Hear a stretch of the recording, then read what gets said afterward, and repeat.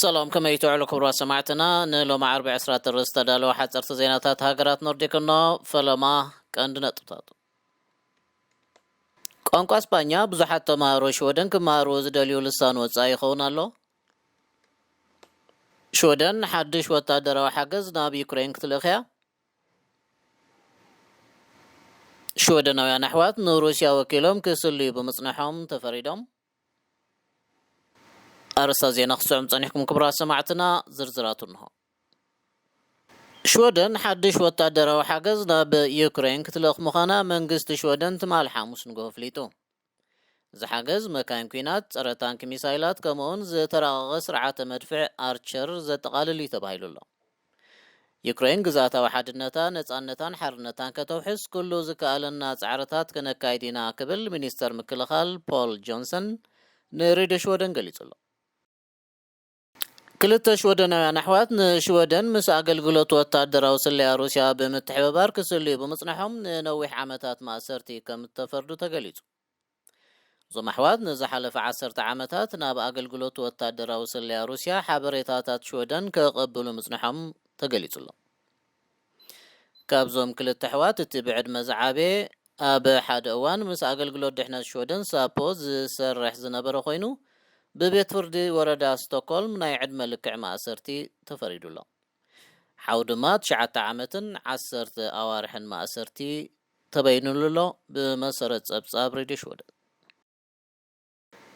قال خبطهم بقحيلات زفتصمو مفنجرات باتي أبعداقا حقا وزخون فنجي مينا كم زفتصمو أقل زينا ريدي شودن سبسيبو زتفنجاري ريشانن ترقيان كابزن نتسلو كبابيتات كم سرق اتا ريديو وسيخا قليس الله أبز وانجل قال سرحتنياتات انسا يتحبابرو مهلهم بوليس يحبرو مسهر ميني ميديا خمزلهم كبرا سماعتنا أموداتا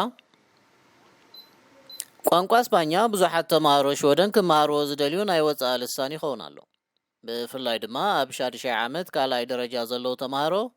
ብብዝሒ ይመርጽዎ ኣለዉ ናይዚ ምኽንያት ድማ ኣብ ሽወደን ኣዝዮም ተፈተውቲ ዝኾኑ ናይ ስፓኛ ተኸታተልቲ ፊልምታት ሙዚቃን ጋንታታትን ኩዕሶ እግሪ ምዃኖም ሬድዮ ሽወደን ጸብጺባ ኣላ